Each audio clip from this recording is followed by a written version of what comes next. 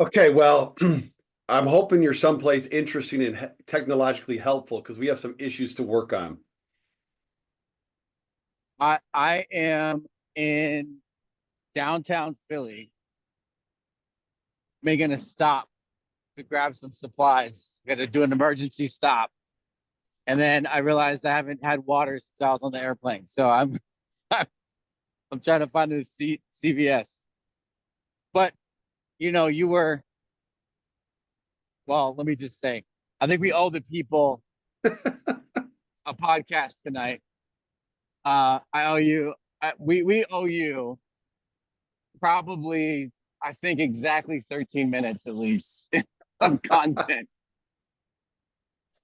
Good. of Well, audio content.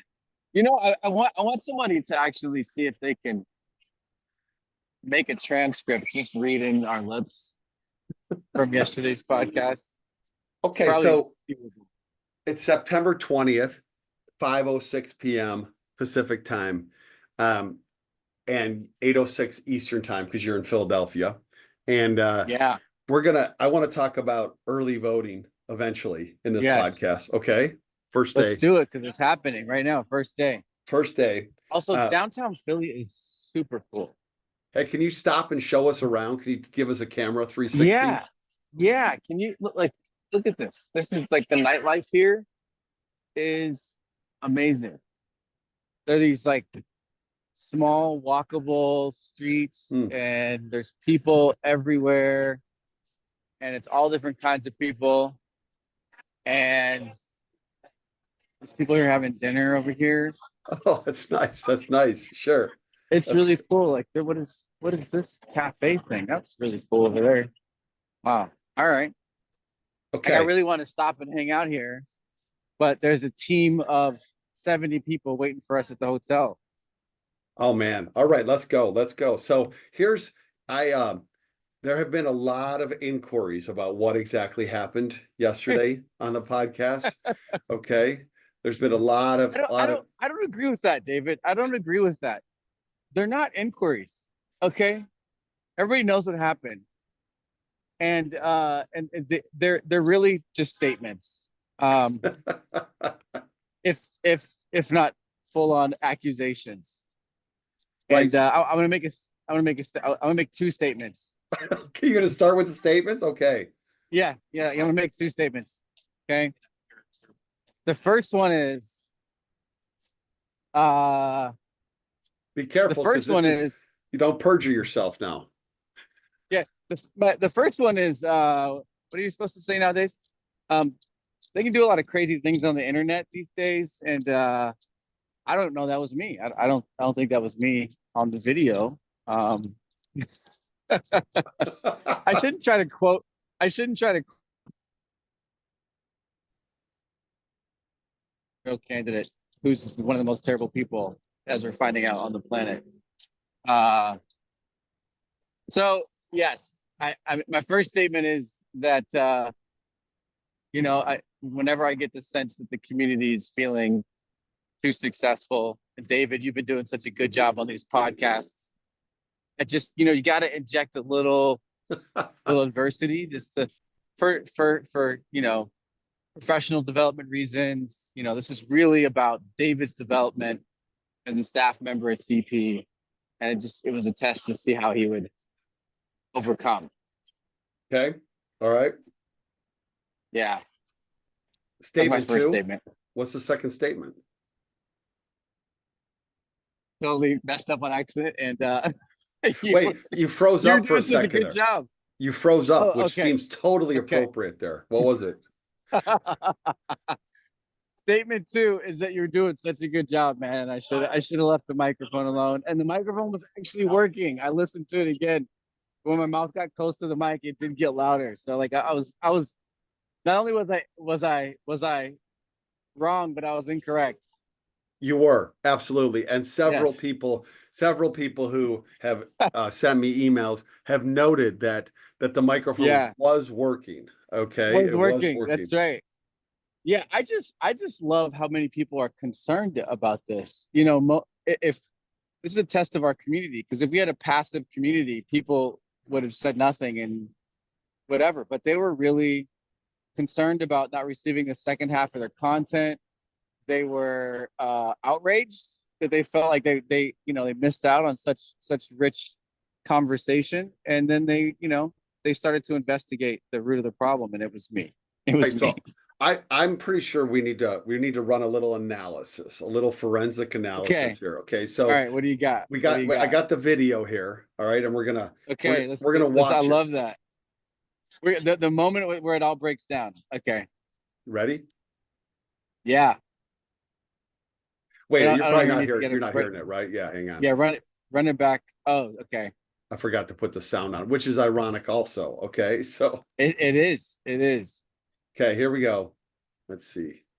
Gets and his lawyers, it's going to TV ads, it's going to online ads, it's going to mailers and stuff. Those are things that you can like press a button and you can deploy. Yeah, Millions of dollars, you can spend it really quickly. This is the kind of thing where the two campaigns are going to be neck and neck because he's got money. He's about to, was it Truth Social is about to he's about to be able to cash that in to go public. Yeah. right. So well, it went public and there's a delay on when he can when he can sell. Okay. And so it's coming up here at the end of September when he can start to sell shares. Oh, okay. It's this technicality. What it means is that Trump doesn't need donors and stuff. He's going to get his own cash. Can I just comment on how good his microphone is? The difference is going to be these conversations at door. Okay, here we go.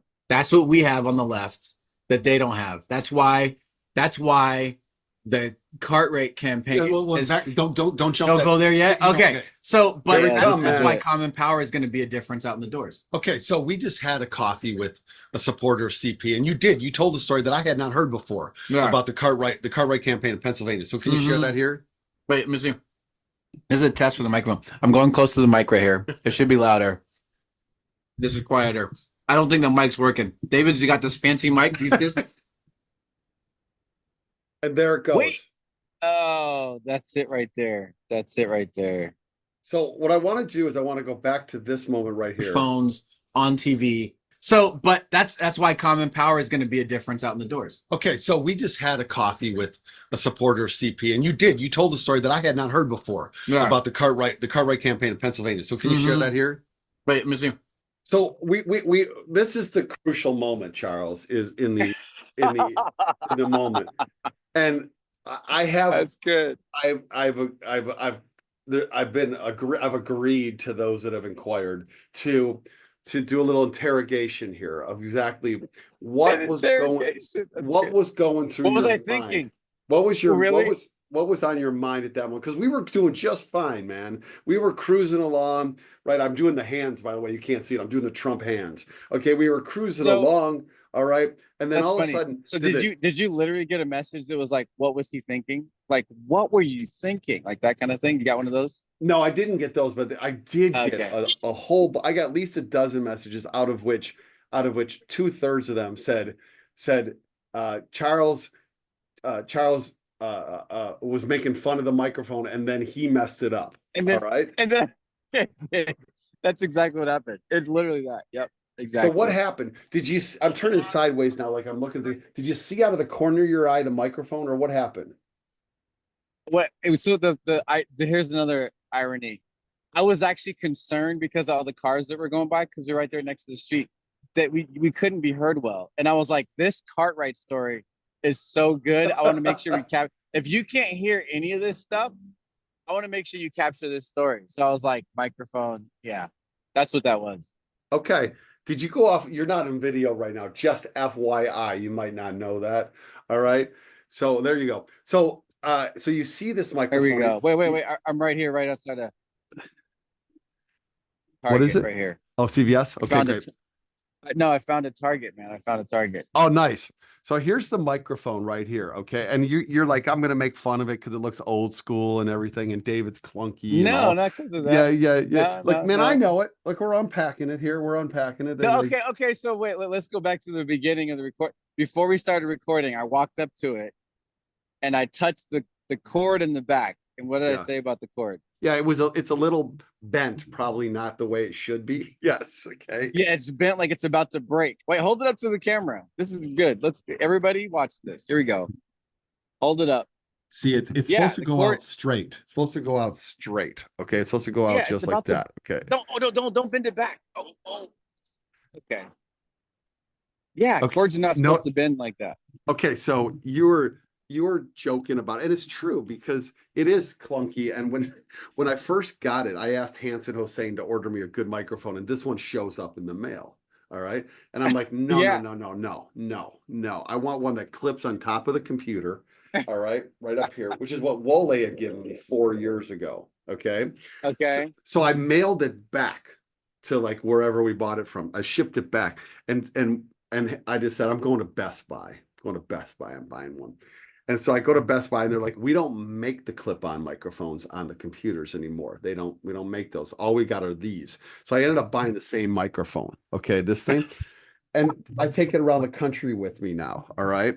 And so, And now it's working. right. Okay. And now on here is a little red light. See the red light right there? Watch what And when you happens. pulled it Watch. away, it was blinking. Yeah, that's what it was doing. I saw it. I actually saw it blinking when we were Right. messing with it. And I have definitely hit the mute a few times but I've been in situations where people are like, you're muted, David, you're muted. Neither one of us Yeah, could yeah. tell each other that because we were both standing couldn't. there, right? And See, we were we should not be in the same fired place. up. We should not be in the We were same fired place. up about what we were talking about. No, we should, man, because it's electric when we're in the same place. We just need better mic etiquette. That's all we need. Yes. So we've litigated this, and I have taken responsibility. I think what we actually owe people more than an explanation is we owe them the missing content. We owe them the Matt Cartwright story. There's no question. We owe them the Matt Cartwright story. We also owe them more on North Carolina. Oh, right. We owe them, especially after North Carolina's happened, because we knew the news was coming down, and we actually started talking about North Carolina a little bit, and now we got it, and we owe them like our full-throated analysis, and that's what we ended with. If you like, we ended with that kind of North Carolina assessment thing, right? Yeah, that's what I titled the episode to, and people never got it. Okay, they never got North Carolina. All right. You got to go back and retitle the episode. You know that, right? We got to retitle it. It's got to be like a conversation deferred or something. I don't know. Okay, I'm walking into CVS to get water. So okay, let's do it. Are you working in the Matt Cartwright campaign on this trip? Yes. No. So this is we're working with the Pennsylvania Dems, and we are about 45 minutes outside of Philly. Okay. East. But it's towards Cartwright's area. Okay. Well, we're going to flip the order here. We're going to talk North Carolina first, since you're in a Philly drugstore. Matt Cartwright does represent an area not too far from there. So we'll come back to that story in a minute, because like we don't need to sabotage the campaign in the CVS there. All right. It's good. So let's talk. Yeah, let's talk. Not me doing it. Let's talk North Carolina. So let's do it. This guy, okay, Mark Robinson, the Republican candidate, has why is he over and over and over and over again, these conservative evangelicals who are candidates who make all these statements about how we need to be super conservative and like the Democrats are the problem, sex and on drugs and all these things over and over, or on the Democrats let in gay people, all this stuff. These folks overwhelmingly turn out to have these things in their lives, in their closets, in their current lives, not just their past, that are just they're fine, whatever they are. I'm not here to judge it. It's just contradictory to like what they've said. All right. So this guy, Mark Robinson. Yeah, based on where he spends his time and what he loves to do and what he likes, he should actually be on our side, right? Maybe. That's what it seems like. Maybe. Okay. Yeah. So the CNN announces they're going to report this story yesterday, and the Robinson campaign goes on lockdown, says we're canceling 2 of our events. They cleaned out his lieutenant governor's office. They cleaned it out. Okay, so like he's Did never they going. really? Yeah, he's like never going back or something. Okay. Oh man. Uh, Okay. and so Rob, then it comes out that he's been on all of these adult sex Yeah. sites. Yes. And he's In the also chat. right. He's in the Right. chat. He's not just on them. He's having racist conversations, saying things like slavery should return and that he would own some slaves. Yeah, and And he's a then saying black things Nazi. about, Yeah. yeah, he's a black Nazi, saying things about trans people, and he's been so terrible to them in his public statements. And so this is like the most hypocrisy ever. Yeah. So he and talking about how he has sex all the time with his wife's sister. Okay. And like so there's memes everywhere around this now. All right. And what made yesterday in the calendar so meaningful is that in order for a candidate in North Carolina who's been selected by a party to withdraw and to not be on the ballot, they have to do it. They had to do it by 11:59 p.m. They do last by night. yesterday. Yes. Yeah. So Yeah. every piece of evidence suggests that it's not Democrats who leaked this information because they want him on the ballot, right? Yes. It was Yeah. fellow Republicans who were trying to get him to drop out. He's gonna help us by being on the ballot. So he of course then went, well, okay, this all comes out, and Right. he goes with the Clarence Thomas defense. Okay. He said, as Clarence Thomas did in 1991 or 2, when he was nominated to the Supreme Court, he said, this is a high-tech lynching. Okay. That's what Robinson is okay. an African-American man. Okay. Yeah. So this is really incendiary accusations. Sure.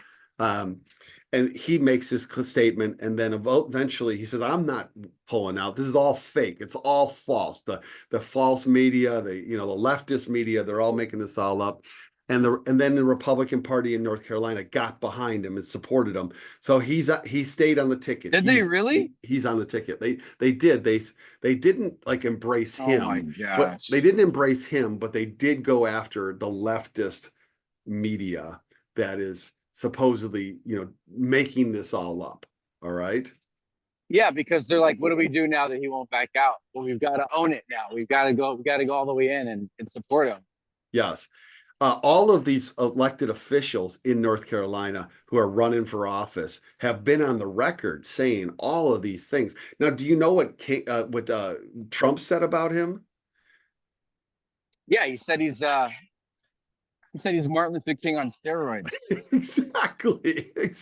He said he's Martin Luther King on steroids. Martin Luther King ×2. Yes. Yeah. And the crazy thing about that is that this dude apparently hates Martin Luther King. I just dropped on my water.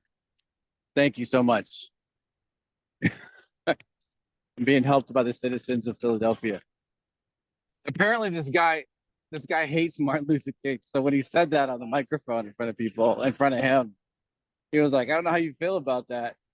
But I guess Trump had a sense for how racist this guy actually was. Exactly. So let's see. I'm going to try to, here we go. You got some footage? Yeah, I want to play the ad. Yeah. Do it. While you're doing that, I just want to make a pitch for Philadelphia. Everyone should come out here and hang out because this place is very cool.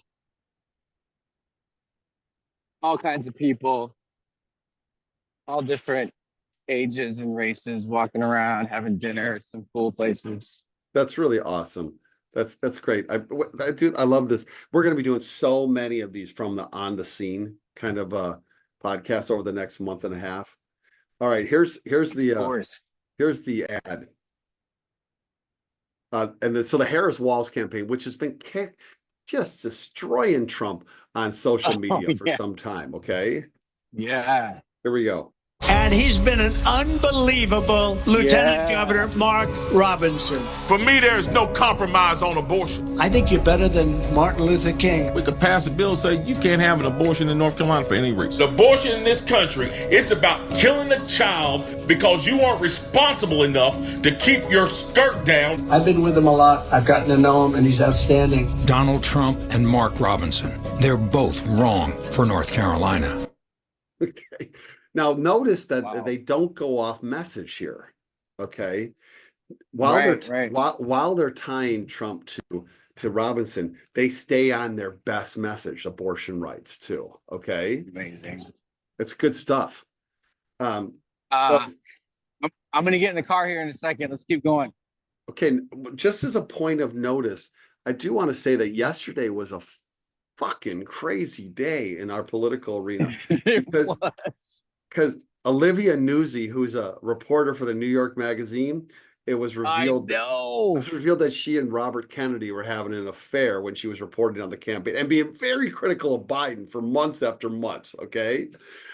Yeah, which puts her entire was it the magazine? It puts all that reporting, just take it and dump it all because it's super biased, right? Right. So and she's engaged to Ryan Lizza, who is like the political the top No political way. reporter. Is she really? Yeah. So he's the top political Oh, no, reporter. That's so sad. So Lizza put forward a statement today, and he said, given that my ex-fiance, this is what he said, okay? He says, my ex-fiance was He said his engaged. wow. So like, That's amazing. so he's saying, I'm not going to be doing any more reporting on this campaign, given all of this. All right. So like, that's one crazy ass thing that happened yesterday. Then another thing is Matt Gaetz. Testimony is revealed that What did Matt Gaetz say? that testimony was revealed from a case against him, that eyewitness testimony places him at parties with 17-year-old girls. All right. Drug filled. I didn't even see that. Okay. I didn't even see that. Yes. All right. Then Oh my gosh. So the Matt Gaetz story gets buried because yeah, exactly. Whoever was sitting Jeez. on that story, man, they were like, this is it. Like, we're like this is the moment to drop it. Gates Yeah. is like that. Get it out right now. Yeah. Okay. And then Kamala Harris goes on the Oprah show. I mean, she's doing an interview with Oprah. It was a hugely She did a great successful job. YouTube Yep. event. 100 million Yep. raised in 2 hours. Okay. Yep. And then she says on there, like, I'm a gun owner, because she had said that in the debate. I love that video. Do you have that video? I'll get it. Okay. All right. Go ahead. Set it up while I'm getting it. Okay. Yeah, because I just got 2 parking tickets. That's amazing. I don't know. Because I'm in Philly. I'm supposed to get 2 parking tickets. You just got 2 tickets in like 20 minutes? What? Yeah, literally got 2 parking tickets. And Vanessa's here. She's a team lead for Pennsylvania. Say hi to David and everybody else. Hey, thanks, Vanessa, Yeah, for your work. so- Keep Charles straight. David says thank you for your work, and he also said some other stuff that you can hear on the recording later. So this was a moment during the debate where Kamala Harris, this is first brought up of note recently in the debate where she says where she mentioned she's a gun owner, and because the debate has, she's a brand new candidate, and Trump did his thing with the cats, and all these other things happened during that debate. That part was kind of buried. So she said it again on the Oprah interview, where she says she talks about being a gun owner, and then she went into unscripted Kamala, which is the best Kamala. Okay, unscripted Kamala is the best Kamala. It's the most authentic. It's I got it. It's the most black. It's the most black also. And she said, if you come into my house, I'm going to shoot you. Exactly. Play the clip.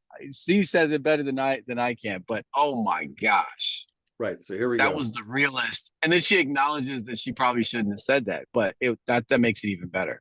Yeah, it's a little hard to hear. Like you got to hear her. Like you got to mentally focus your mind on her as we're playing this. So I'm probably going to play it a couple times because Oprah's talking too. I'm a gun owner. Tim Walz is a gun. Know that. So she just said, "I'm a gun owner too," and Oprah's like, "I didn't know that. I didn't know that." Yep. And here's where just VP like Harris. everybody didn't know that Oprah was an independent. And that was another thing that happened at the DNC. We're like, what?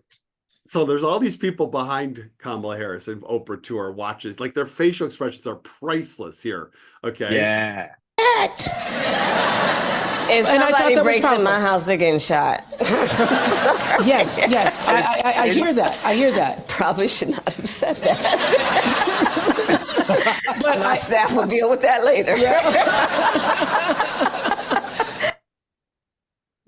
There's people in the background that are just cracking up. Here we go again. I'm a gun owner. Here we go. Tim Walz is a gun. Know that.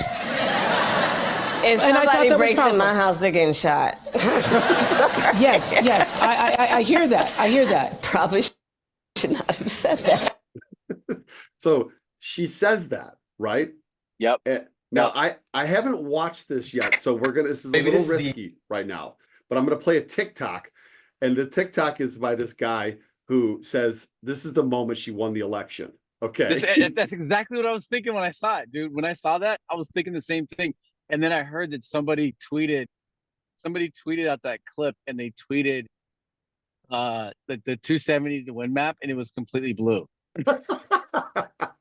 Yeah. So here's the TikTok with about like it says, "Baby, this is the exact moment." All right. Baby, this is the exact moment Kamala Harris just won this election. Mark my words. I'm a gun owner. Tim Walz is a gun. Yep. Know that. If somebody breaks in my house, they're getting shot. Yes. Probably should not have said that. Don't backtrack. Don't backtrack. But my staff will deal with that later. Tell me who's really going to tell Kamala Harris that she has to backtrack off of that. Like, the Republicans who are for guns and don't want people to touch their guns are going to attack her for that? Hell, even Democrats would say this. Like, who wouldn't say this? If I have a gun and I'm trying to protect myself and you try to break into my house and steal my shit, I'm fucking you up. This is again where Democrats cannot let Republicans pigeonhole them into their argument. The reality is that nobody has beef with self-defense. What we're talking about and what we always talking about is how Senate Republicans consistently block assault weapons bans and background checks bill so that weapons don't get into the hands of people who don't deserve to have them. And honestly, I really love that Kamala Harris has leaned into the fact that she's a gun owner, because what she's saying is that you can be a gun owner but also back common sense gun reform to make sure that our schools, literal children, and people are safe in society. Oh yeah, and Tim Walz, her VP pick, is also a gun owner. So again, embodying and letting Americans know that it's okay to be a gun owner, and we're not trying to take your guns, so they can't fear-monger into making you believe that they're going to take your guns if we're also gun owners, but we're saying that we can believe and reform our gun policies in America. It's just simple as that. Don't let these motherfuckers corner you and pigeonhole our argument anymore. Baby, this is the exact... Right? Yeah, I like it. I like it. Can you hear me? Yeah, I can hear you. Yep. Okay, the sound went into the car. Yes, that's exactly what I was thinking. And I mean, that's like, how do you capture independence? How do you capture, I mean, the latest news is Trump is trying to win this election by gaining men, both men who don't vote all the time, but also some men on the left who feel, disenfranchised a little bit. And yeah, how do you gain them back? Yeah, that's going to gain some of them back. So that's the last 24 hours on the like the campaign trail, crazy stuff. Today there's voting going on in Virginia, early voting. Numbers out of Fairfax County show that the amount of early votes, which is a high blue area, that the early vote on day one today is 3 times what it was in 2020. Okay, like that's the kind of enthusiasm we're looking for. And Fairfax County is where we whenever we go to Virginia to work on their big election on odd years, that's where we knock doors. Yep. Okay, let's go to the Matt Cartwright story that is captured. Wait, real quick, North Carolina. Are we done with North Carolina? No, because we this is a part of the content that everybody missed yesterday. As we talked about we talked about how bad this would be for North Carolina, and Right, and I'm that, right, and I said Kamala Yep. Harris and Tim Walz are going to win North Carolina, and I'm doubling Right. down on that today, man. I'm doubling down. On that. Okay. So after I've heard how bad it is, Yeah, because in that video that you can't hear Charles like no, Yeah. it's not going to happen, no way, because of the Supreme Court, you can't trust them in North Carolina, and the Republicans are terrible people there. But no, so now you're changing your tune. Okay. That's right. That's actually so history will record that moment as me sabotaging the microphone so I couldn't make a bad take. So I think that we're gonna, it's possible that we actually blow them out in North Carolina because of how bad this is, because of how bad that candidate is, and also Donald Trump not moving himself away from him, and the Republican Party not moving away from him. It is like plainly the worst thing ever that a candidate could be, and they're still sticking with them. And that's just, they're gonna all go down together. So I think that I now agree with that. Now the point I was making yesterday, though, so I'll just make this point again, is that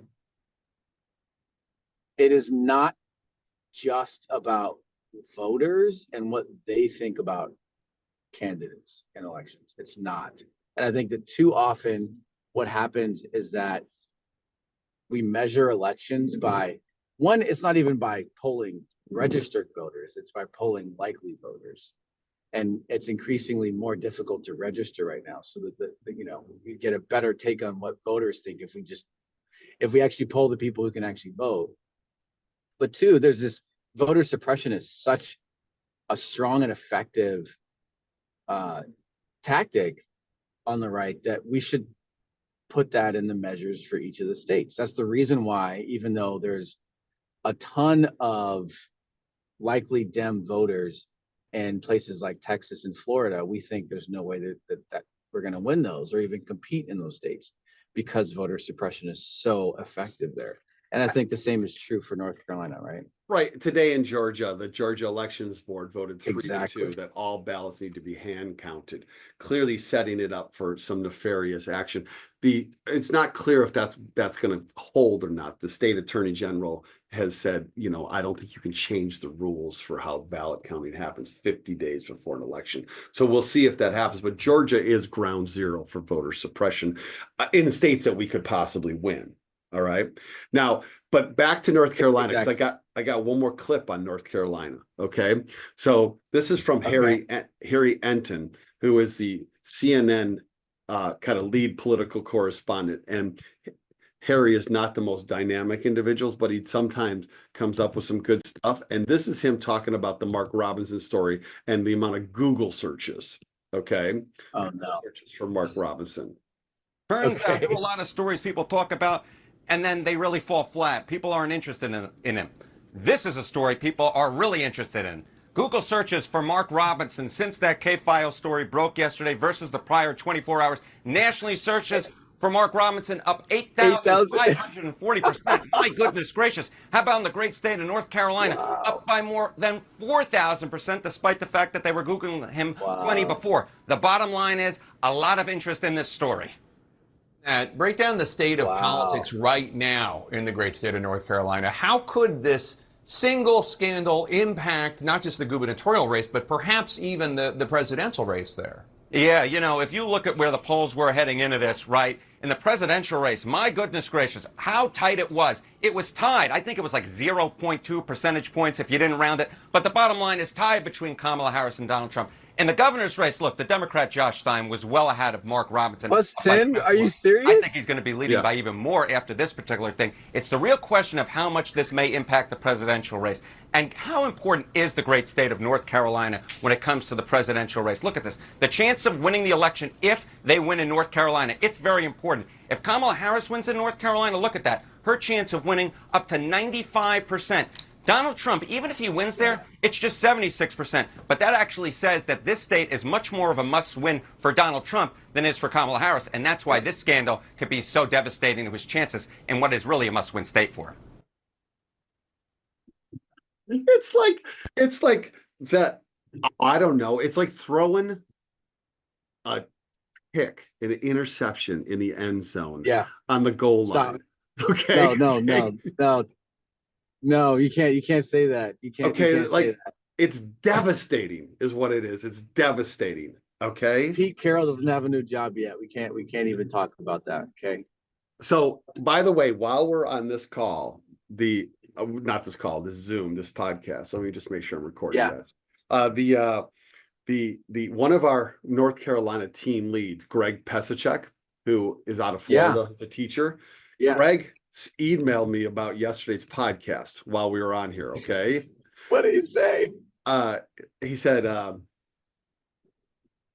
"Nice work!" Exclamation point. Okay. Charles really dropped the mic on this one. All right. And then smiley face. You guys have a future if this whole CP thing doesn't work out for you. All right. That's hilarious. You cut out. What'd you say? And his last sentence was, "You guys have a future if this let me switch. You guys have a future if this whole CP thing doesn't work out for you." All right. That's good. That's good. That's good. Okay. It's good to see we'll be able to entertain the Emperor Trump when we lose in November with our shenanigans. We'll be court jesters. It'll be good. Pesich was on our learning tour with the Unitarian church members here. He is one of our 2 educators that we brought. And that dude was taking care of everything. And meanwhile, recruiting people to come to North Carolina with them. All right. So Greg is a great team lead. Yes. Okay. We're going to end this day's podcast with you telling us the Matt Cartwright story. Okay. Oh my gosh. This is really funny because I think as I'm getting closer to his territory, I think my signal's cutting out. All right. How's my? Yeah, Is my sound bad? Yeah, you're in and out a little bit. Oh no! Are you not going to hear the Matt Cartwright story as I move into his territory? Oh my gosh, dude! If we don't finish this podcast correctly with the everything, people may not come back. Okay? No, man, no. They're going to keep coming back. The loudest ones are the most passionate ones. Okay, all right. Can you hear me well enough to tell the story? Yes. All right. Here we go. Okay, so this is for the third. Which trip did you guys get switched? Is it the third trip? Yeah, third trip. Third trip. Okay, so I love that I'm with like a part of the team here. So Vanessa can fact check me if I get anything wrong. All right, incorrect. So so Matt Cartwright is somebody we worked for last time he was up 2 years ago. And so I'll start with this because this is a part of also what you missed on the last pod. So 2 years ago, we were knocking on doors with Matt Cartwright, and I'll even add some more to this. It was actually, they didn't have the best campaign person. And so we didn't just show up and things were ready. We showed up and Ben actually had to help this person redo the turfs. Okay, we showed up and they weren't ready. We had a team of people and we were ready to knock on doors for him. And so we actually were more heavily involved. We had to help their brand new organizer to do better in their system. And we were on the phone. We were on the phone with the Pennsylvania Dems actually, and asking them how to like coach this person. So it was this interesting like political, inter-party kind of thing that we were a part of. But we ended up in the Poconos knocking on doors, in the forest up there where the towns kind of blend into the hills.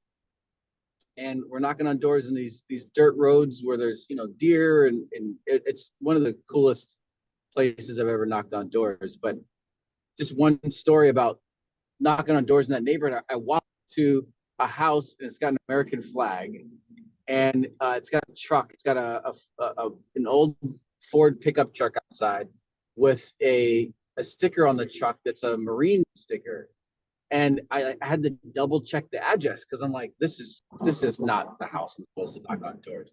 I talked to a voter at. So, I kind of took a deep breath and I was like, all right, I'm doing it. And I walked up to the door and I knocked on the door, and it was a Black family.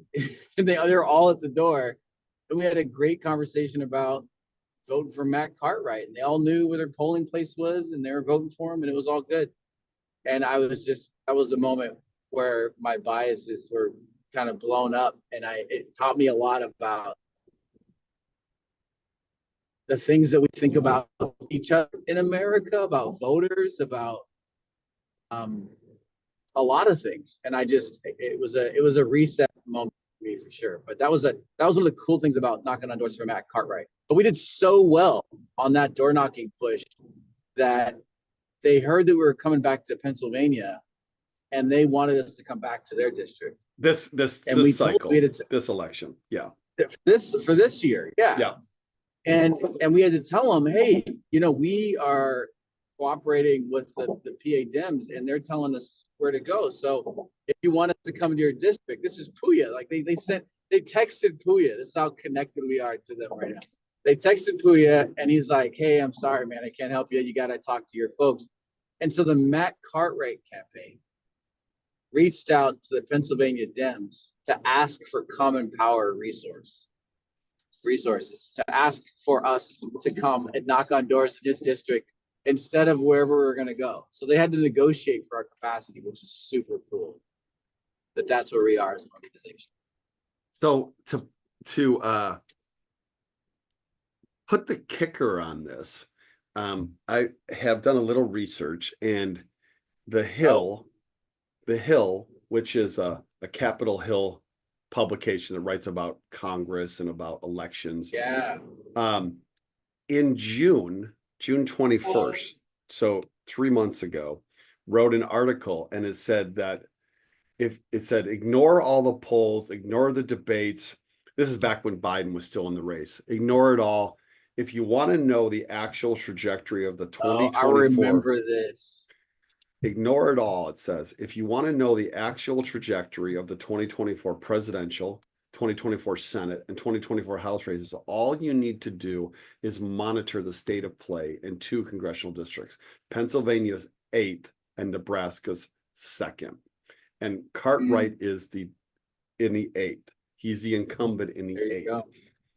And he's running against a Republican challenger who is an election denying businessman who's self-funding. Okay.